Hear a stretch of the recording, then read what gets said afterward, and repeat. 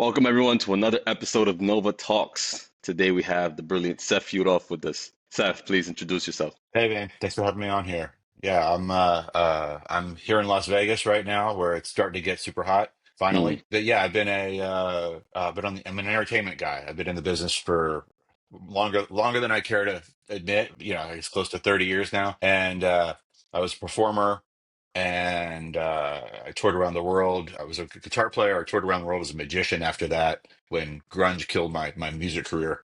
And then I ultimately became an artist manager, managed some pretty big touring artists, and then started producing shows and created a nightclub concept. I owned a nightclub and restaurant here in Vegas, and then a couple other restaurants, then a comedy club. And ultimately, way down the line, post COVID, started a company called Altus Entertainment, and we're a booking agency for private and corporate events for entertainment.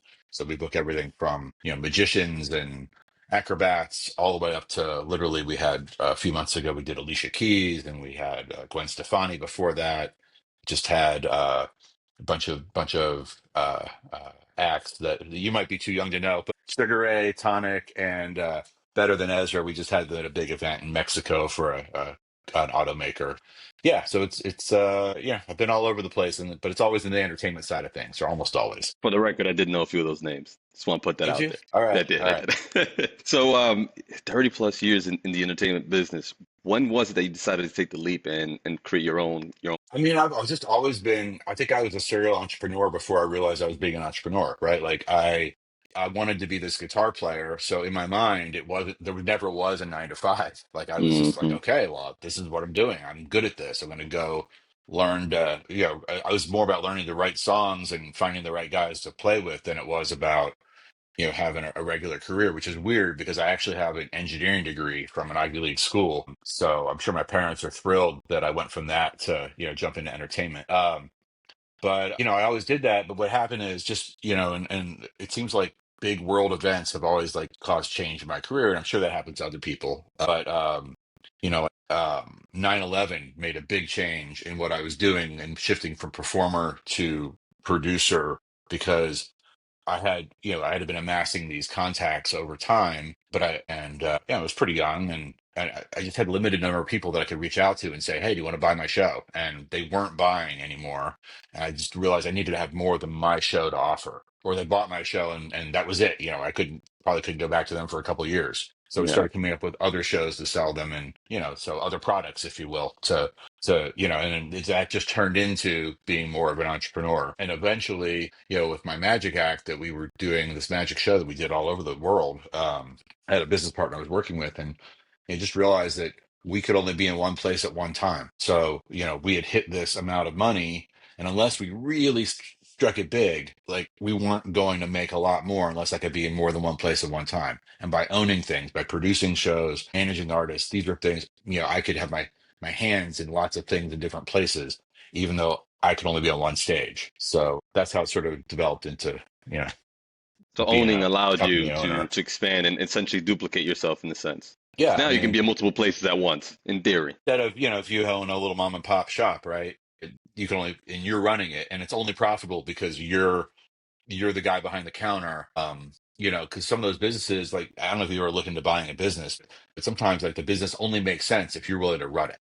Like it profits, on paper, it's like, oh, this is great. This business profits 200 grand a year, but you're only going to make that 200 grand if you sit in there and run the business. And now it's the opportunity cost of all your other businesses or whatever else, or your day job, whatever you're doing. So it's the same kind of thing. Like I was like, how do I get into more than one place at one time? Well, then now touching on what you were mentioning before, how you went from performing gigs to then producing, and you also made the jump from a guitarist, a musician, to a magician, to then producer. It seems like two completely different skill sets. Did one help transition to the other? I mean, there are things that overlap. First of all, it has to be known that in my house, we don't ever talk about the fact that I was a magician, like, because I don't want my wife to leave me. Because you know the difference between a magician and a, large pizza. Was Because that? a large pizza can feed a family of four. Which is not always true. There's some magicians that make a lot of money, but that's But the not general everyone's Chris perception. Angel, right? Right, exactly. I've known Chris a long time. I knew him before when he was the out of work guy. I remember that. No way. But there are skills that overlap. Look, the beginning it was just being a performer, and what was funny is, so I stopped playing guitar, became a magician. As a magician, I ended up performing in some really big venues, like arenas and stuff in Asia and in South America. And when I came back after 10 years of not playing guitar, I picked up the guitar again, and it was funny because I was a better performer now on guitar. I wasn't a better player because I lost all my skills, but I was a better Hmm. performer on guitar because I'd done all this performance that I never did as a guitar player. I didn't have that experience of being on these big stages when I was a musician in college. So it was yeah. So those are skills that carried over. But it's always easier. To this day, I tell people, like, I'm much better. I'd be much better at managing your business than managing my own in many ways. Management was a real natural for me, and I moved into that. I was booking when I tried to expand after 9/11, and I tried to do other shows. There was an artist, Louis Prima Jr. So I don't know if you know who Louis Prima was. He was Jump Jive and Whale, Just a Gigolo, and he had the I Want to Be Like You from the Jungle Book was his song. So you know all these songs. They're old. He's an Italian American singer. So he had a son. I loved all that music, and he had this son. And I found out about his band, and I got him booked immediately doing things in Atlantic City. And he had an issue with his manager, and he came to me one day and he said, "Would you manage me?" And I didn't even know what it meant. I was like, "Yeah, sure, I'll manage you." And that started me down its path, though, where I ended up with other big touring acts. I managed a band, I managed the Plain White Tees, I managed Blues Traveler, I managed a bunch of development acts that I was just praying were gonna, make it and go big. And management's really interesting because when you take the ego out of performing, you can really find, like, because you, as a performer myself, it's hard. You're like, oh, I like doing this thing. It almost doesn't matter if the audience likes it, or doesn't matter if it's preventing me from getting bookings because my ego is getting in the way. But when you manage someone else, like, you can just say, like, really brutal stuff, like, your hair has to change, or we can't do it. You can't have that many earrings. That song is just not working. Like, take down that social post. Like, you're much more of a CEO about it.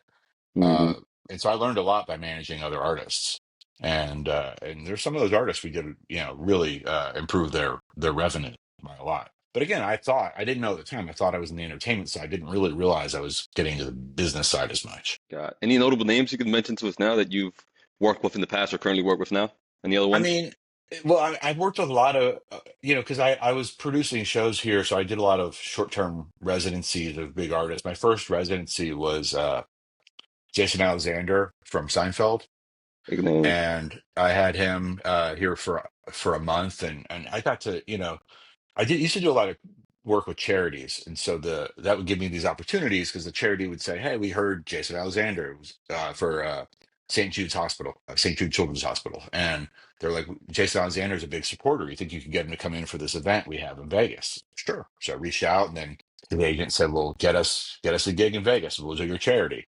And that turned into, well, one gig doesn't make sense. Let's do a month. And then so I had him here for a month. It was my first time. I was really in over my head. I cut a deal with the casino that I now know was a great, great deal. If the show had lost money, I definitely could not have covered it. So that's when I say over my head, like, I was figuring out as I went. But the show went well. Jason, who doesn't really like Vegas, I know he had a great experience. We're still friends to this day. And that was my first one. And then it turned into more, because I had all this music experience. I started bringing in music artists. I brought in CeeLo Green, Keith Sweat, Richard Marks. I brought in both my management clients, Blues Traveler and Plain White Tees. And then that I've used that experience now later with Altus Entertainment, where my little niche with celebrity entertainment is that I have so many direct connections. When someone, a car company wanted to book Gwen Stefani, and they were just having trouble figuring out how to do it, and then they got pricing that didn't make sense. Her fee was super, super high. I was like, let me do this. And, you know, four text messages later, I had the makings of a deal. It became a contract, and it was, a couple days. So I just had these contacts. So I found some value in being there, even though I'm often in the middle of a client and a big agency, because I buy so much talent on a regular basis. They'll, they will, I'm still worth it. Like, I'm worth I get better fees. I'm not a one-time buyer.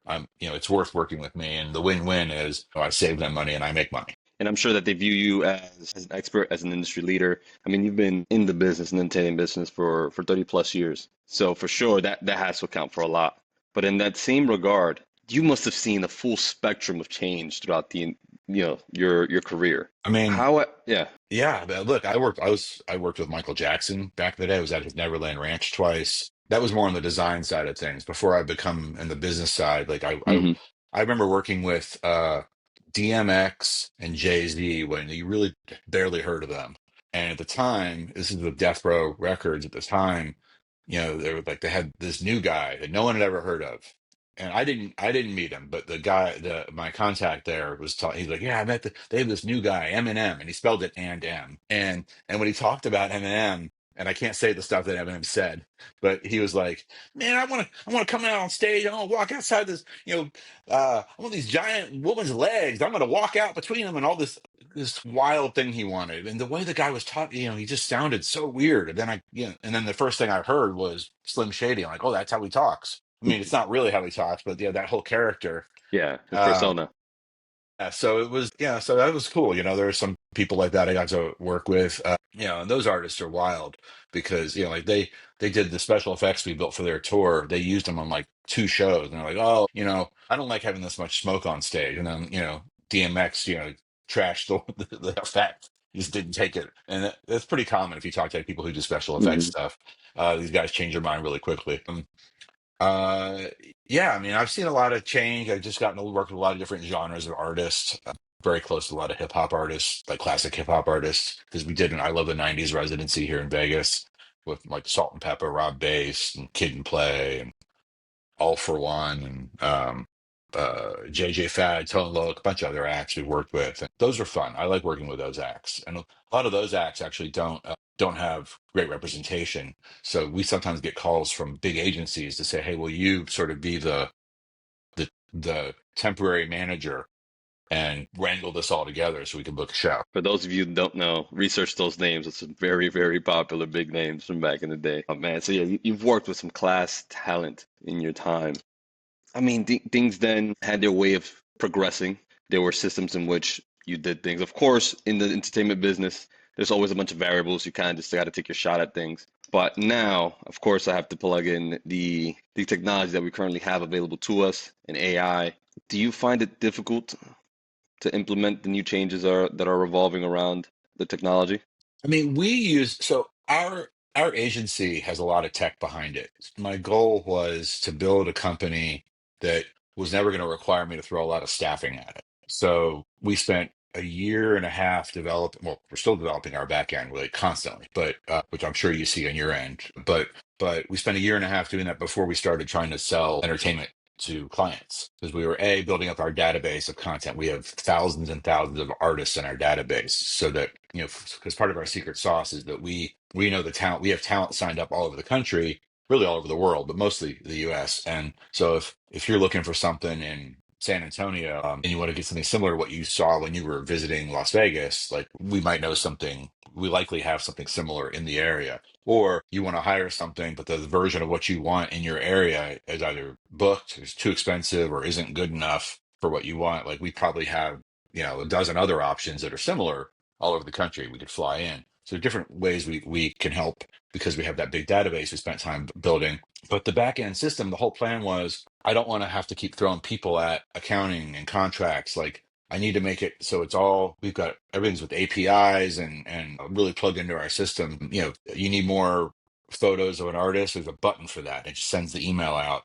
And I know you guys are more of a tech company, and that's probably really basic for you. But in entertainment, it's not basic. Hmm. It's very personal. And the companies that aren't personal about it are usually not very good at entertainment. So we're trying to be entertainment experts, but still be economical with our time when we're doing the communication. And so generating proposals, sending out invoices, that's all built into our back end by doing APIs to, outside software, or we build the software ourselves that sometimes our whole emailing platform is built in internally. That's actually very interesting, just because typically, I mean, up until recently, the way to scale generally was adding more people. If you increase your capacity with people, you can increase your capacity for revenue, for growth, for all those measures. But you seem to already have had the mindset for a while that technology was should have been the forefront and what to focus on. Yeah, we've been working on it. And look, we use a lot of AI. I don't want anything to sound like it was written with AI, and I don't. And there is nothing on our site that was written with AI that someone didn't review and edit and Yeah, whatnot. But again, we try to keep the team small. And when you have thousands and thousands of artists, I think you need to think of not just what the time it would take to generate all the text to talk, like read their bios, read this. And by the way, their stuff's often not written very well. So hmm research further and get stuff that they didn't even include and make it sound exciting, because what we do isn't really a bio, it's more of a sales pitch. So, and then researching the keywords, because we have 30,000 pages on our website right now. So everything need to have keywords, and those keywords have to be integrated. Like, there's just a lot that happens. And if you just throw people at this, man, I mean, you'll run out of money very, very yeah. quickly. Okay, so that So that's we try to, the sorry, I didn't mean to cut you there. I was just no, curious. go I ahead. want to know the mindset behind what made you go this, take this course of action when it wasn't the standard. And it seems that obviously money was one of them. You felt that you were going to run out of your resources. Anything else comes to mind? I mean, it's also just, I think if I'm a little bit of a control freak, and I think the tighter it is and the less you're relying on people and errors and, human error, the more you can control the messaging and the style of everything. And so, the challenge we have now is we are using some AI, like your system for answering our calls, and we're using it we have a, chatbot, we have forums, like we're trying to create again, it's about saving time for our really tiny sales team, but not taking the personal nature out of it. And the problem with entertainment is, if you want to hire a magician, the requirements for that are very different than if you want to hire a cover band, or if you have acrobats, aerialists. And there are aerialists that hang from the ceiling, but there are aerialists that have what we call ground support, ground-based apparatus. So there are so many different things that you have to know as an entertainment person, that it's there are just a lot of options, and getting the AI trained properly to help us respond. Like, often it's just helping. It's not necessarily speaking on behalf of us. But we're working on all sorts of ways to utilize that technology better. I'm not afraid of it. I mean, I am afraid one day the AI overlords will come for me, but I say please and thank you a lot in my prompts. So, but we are trying to embrace it and to use it well. And I think there are other ways to use it that, I don't want to. Some of the things we're working on, I don't actually want to say, but AI, it's the same way it predicts illness better than a regular doctor. There are trends that we don't notice in operating a business that the AI can notice. And if we double down on those trends, I think we'll have more success. All right, so I'm going to shift gears here a little bit because I'm sure the audience is also curious. What's one particular time within your career that you felt that you hit rock bottom, and how did you get yourself out of it? Wow. I mean, how much time do you have? I mean, I look, I did a TEDx about this, actually, and I'm a big believer in saying yes to opportunities and doing things that you're not familiar with. Not that you, I mean, only because you think you can do them, not like telling people, yeah, I do that, and then not knowing how. And I have, so I've made leaps in my career by doing that, into management, into being a magician, into whatever the next, the nightclub, like all these things I did. But I've had, the big failure has been, I've done a lot of choosing bad partners, and a bad partner doesn't mean it's someone who's nefarious and is trying to screw you over, but some people are just in it for themselves. They're not real partners, or you're tethered to their shortcomings, and that can become difficult. So I actually went through a bankruptcy and a whole do-over before COVID. And, I got funding from a private equity firm for a show I was doing. I was like, oh my God, I finally have institutional funding on something. This is amazing. 'Cause I was used to just like talking to rich guys to put money into projects. I was like, well, if this one is successful, then they're going to fund everything I do.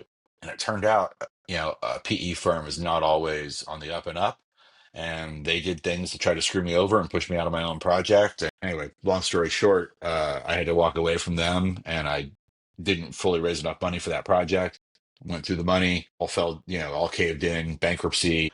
And I was just kind of figuring out how to climb my way out of that. And then COVID hit. And then the COVID monies for companies like mine were based on 2019 revenues. And my 2019 was like 10% of my 2018 because of what had happened. So that was like just enough money to, like, keep the computers and phones going, kind of try to figure out, it was just enough money to give me false hope. Truthfully, if it hadn't been a grant like that, if I had been alone, I probably wouldn't have taken it because it wasn't enough to really get going again. Hmm.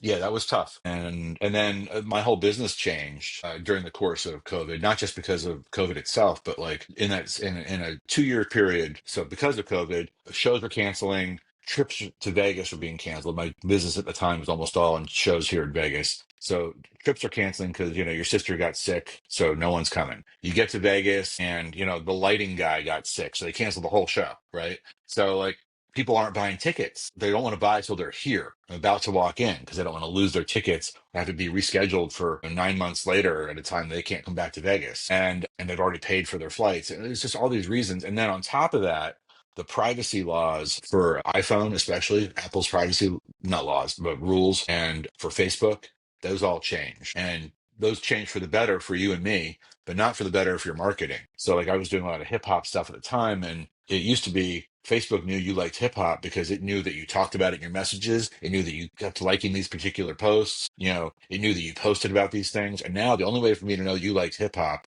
was because you went and clicked the like button on a particular artist's page. And that's not necessarily accurate because you might just like the song that you heard in a movie and you liked their page. My mom, likes Steven Tyler from TV, but she's not going to go watch Steven Tyler and Aerosmith in concert. Yeah. So that's a wasted dollar. So and there are a lot of those people out there. So it got more expensive to market. And then the last part of that is, as a side effect of COVID, I think big corporations really seized on the opportunity to adjust deals, at least in entertainment, they did. So it was it became untenable for me to keep doing the business model I was doing. And that was the shift to Altus. And I still want to do big public shows. I mean, it's a sexy world to be in when you get to do those big fun spectacles. But there's much more sanity in what I'm doing right now, where Hmm. my artist I'm working with doesn't go on stage until we've been paid in full, as opposed to, I hope my marketing works and I hope I can afford to pay the artist when the show happens. So then, what would you say feels like the most fulfilling thing to pursue right now for you? Client. Well, I mean, look, I'm getting older. I have a family, and I think what's most fulfilling is I'm looking at, like, I don't know if it's necessarily my exit strategy, but I'm looking at creating a sustainable business that can ultimately operate without me. And I was producing shows, it was always about my ideas and maybe my contacts where I was going to put a show. And in this case, yes, my contacts with celebrities help us get celebrity talent at a better rate or more easily. But ultimately, Altus will be known for doing this, and Altus will have that access, even if you're not me, if you're someone else at the company. And I think eventually my goal is to operate Altus from a villa in Tuscany or from a beach somewhere, and maybe one day to sell it. And I just never saw that path on anything else I did, where I had to be on stage or where I had to be like really in the mix, because I was not just producing as this weird amorphous term, which in my case meant, creating, directing, raising the money, like it meant everything. And it's very hard to pull yourself out of that mix. I don't think AI can do that yet. No, not yet. Hey, but soon enough, I'm sure, with the way things are improving. By the way, the villas in Tuscany are quite affordable right now. You might want to look into it They before really they. are.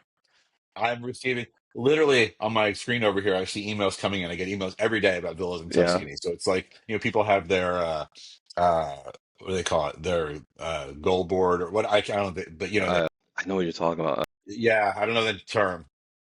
I'm bad at this. But that's mine. I have these emails every day from two different companies about villas in Tuscany, and they're Yes. a really low price point, and they're beautiful, and I'm eager. When my kid gets out of high school, maybe we'll see. That's my So, target. I got to get the company that's successful by the time my kid gets out of high school. well, of course, you have not just business goals, career goals, but you have familial goals. Also, you have to consider the rest of the members of your family, your wife especially. I mean, we know at the end of the day, she likely makes the final decision. We On might not like to everything. admit Yeah. it, but it's kind of how that game goes. Lots of variables to consider there. Now, 2 seconds here. You seem to have you have a great personality, and when you're in the entertainment business, there has to be many unique personalities clashing at once. Gosh. Yeah. Yeah, I can just imagine what that looks like behind the scenes. How do you think your leadership style, how do your personality traits help or deter you from relationships in that world? I mean, there's an expression in entertainment, don't meet your heroes. And sometimes that's really true. Like you meet someone who is really likable, amazing on stage or screen or whatever, and just a nightmare to deal with. Uh, and then you meet people. I mean, look, these people that are in the public eye, it just depends when and where you meet them, right? You might not know that you're the 40th person that stops someone on their way to go get dinner with their family, and they just don't have time for you. Like it's like, okay, my kids are waiting, and you're like, oh my God, I can't believe how rude he is. But they're humans too. It's a really tough. It's really tough to develop those relationships and know when they're real relationships, or know who's great or terrible to work with. And I'm certainly not going to name Hmm. names, but there are people that are easy to work with and you're not in their inner circle. But once you're in their inner circle and they feel they can, be themselves in a way you don't like, they're tough. And like I'm a very trusting person. I try to be likable with people, and I think that is both a superpower and a big fault. Kindness is often mistaken for weakness, but kindness is also the reason some people just keep coming back and want to work with you. So I'd rather be the person I can live with being and go that way. But you also, because my commodity is often people, you just have to be careful you get too locked up in who they are, how you interact with them. Like sometimes you just have to sell the product you're selling. And but in that case, my experience with working with someone, or my anecdotal experience that I have friends in the business that have worked with them, is helpful to my clients. And I can say, Hmm. okay, well, this one's going to do a great job on stage, but it's going to be a nightmare. She brings in a giant entourage, and you have no choice. That's 40 extra hotel rooms, and does this, and that, and you're like, okay, at least they know what they're getting because I can get that anecdotal experience. I just made an offer on someone this morning. I can't say again, but for an international act, and it's someone who doesn't like to do international travel. And so I'm sort of, but I already had to prep the agent doesn't tell you that. So I had to Of prep the course. client. I'm like, hey, I know this from these people telling me that this is probably going to get turned down, and it has nothing to do with the dollar amount. I mean, yeah, it does. I mean, if it were 10 times this, I'm sure they'd do it. But They probably but consider it. Yeah. generally speaking, they're just not going to take this offer. And that's how you buy celebrity talent. You have to put an offer in writing. There is no price. Like you kind of Hmm. get a hint at what they'll accept or a range which they'll take it, and then you have to make an offer It's and like see where shooting it in the goes. dark, huh? Sometimes, yeah. Well, then, being 30 plus years in a career, it makes you wonder, did you ever have any other interest? Wasn't there anything else, a calling that you had that maybe you couldn't pursue? And if there was, what is it? I mean, I still would have loved to have made it as a performer. I often think like I was a really good guitar player, and I gave that up because the changes in music. I was a shredder, Van Halen-y guy, and it got to be this grunge, which was like angry and sloppy and full of plaid, and I didn't get it.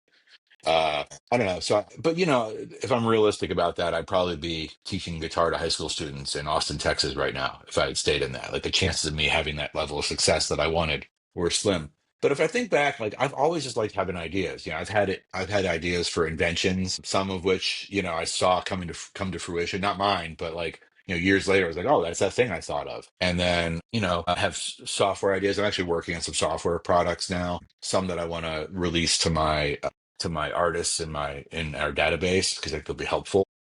Mhm. you know, because the best products, like the best real estate you'll ever buy is the house you bought for yourself, because all the decisions you made that made it good for you are the reasons why it's going to sell well to the next person. And same thing, like if I'm producing a software product that is based on my experience for people that are coming up, I'll just say under me. I don't mean that diminutively, but I know I'm creating a good product that's useful based on experience, not a product that's just because I want to have a product. Yeah. And in fact, I just released an online course, which I call the Entertainer's Guide to Getting Hired. And, it's reflecting because because I was a performer and then a manager and a producer and a venue owner and all this stuff. And now an agency owner. Like I've been on, I like to say, all sides of the desk. And there's just a bunch of info I wish I knew back when I was a performer, and so I think, and now as an agent, like, as an agent, I've seen thousands of performers, materials and pitches and emails. Some of these people just they cut themselves off at the knees. If I didn't want to add people to our website, I wouldn't continue communicating. It's so bad. And so trying to get this info out there to help these people, I think is good. So I guess to answer your question, really, I like creating things. I like having ideas and seeing them come to fruition, whether that's a show or whether it's a piece of software or whether it's a new business. So can you give us an example of a new venture, something that you'd like to pursue outside of your current career in entertainment?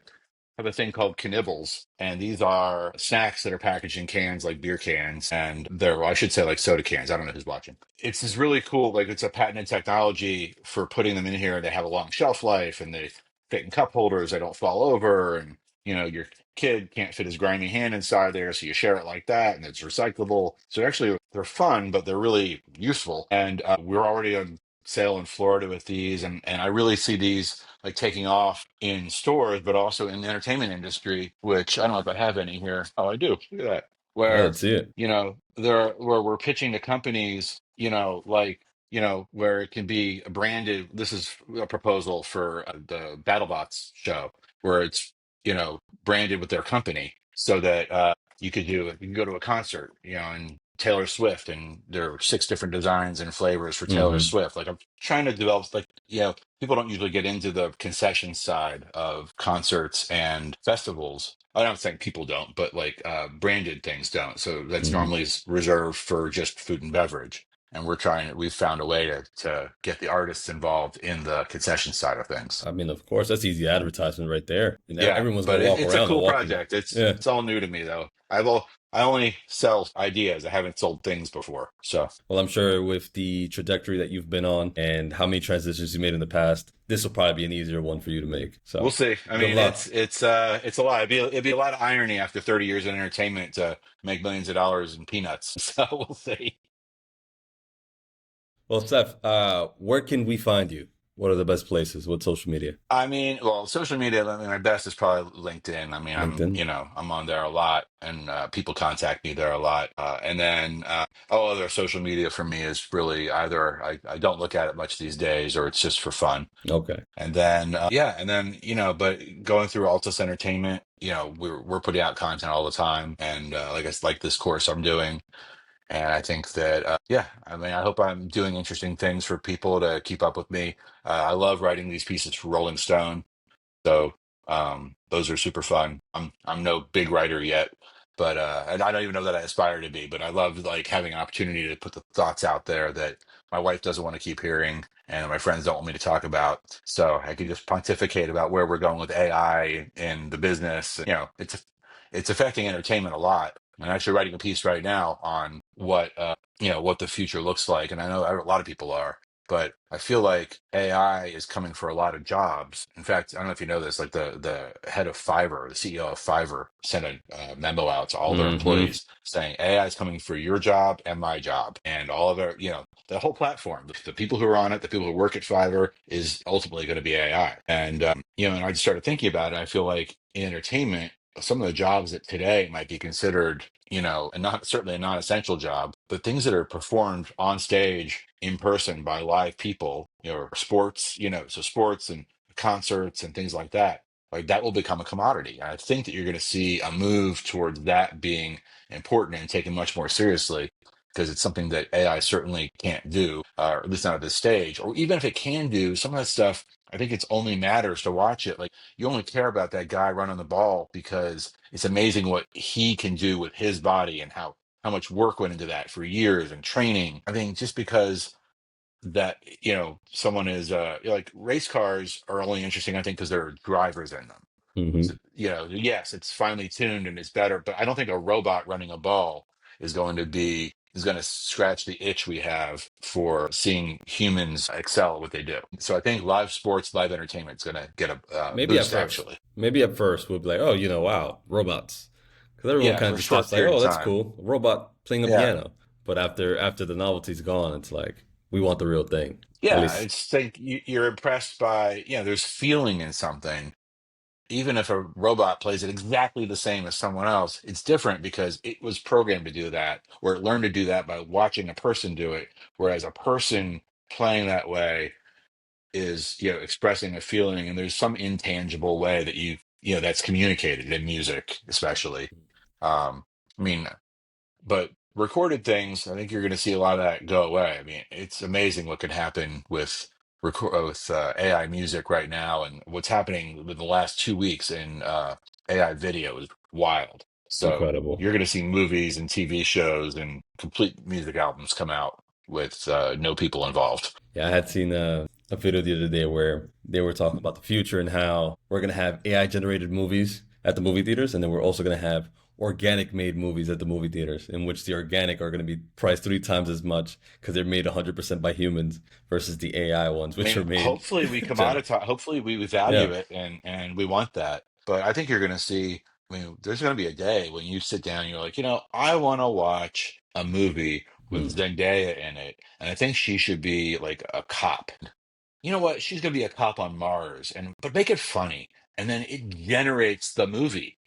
Like, think about that, because we're thinking right now in terms of AI generating scenes and they edit it together. But we'll get to the point where just like you can tell Chat GPT to write a poem for you.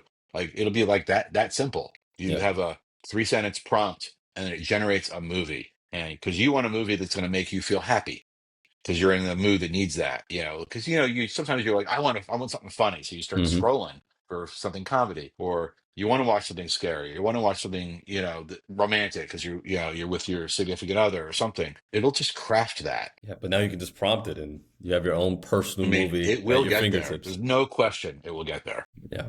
Well, Seth, thank you so much for this incredible conversation. We do have to wrap it up here. But I do want to just confirm it's Altus Entertainment. Can you spell that out for us? Yeah, it's ALTUS entertainment.com. Yep. Well, thank you so much for hopping on, man. And for sure, we'll be in communication. We'll talk soon. All right. Thanks, Emily. No problem.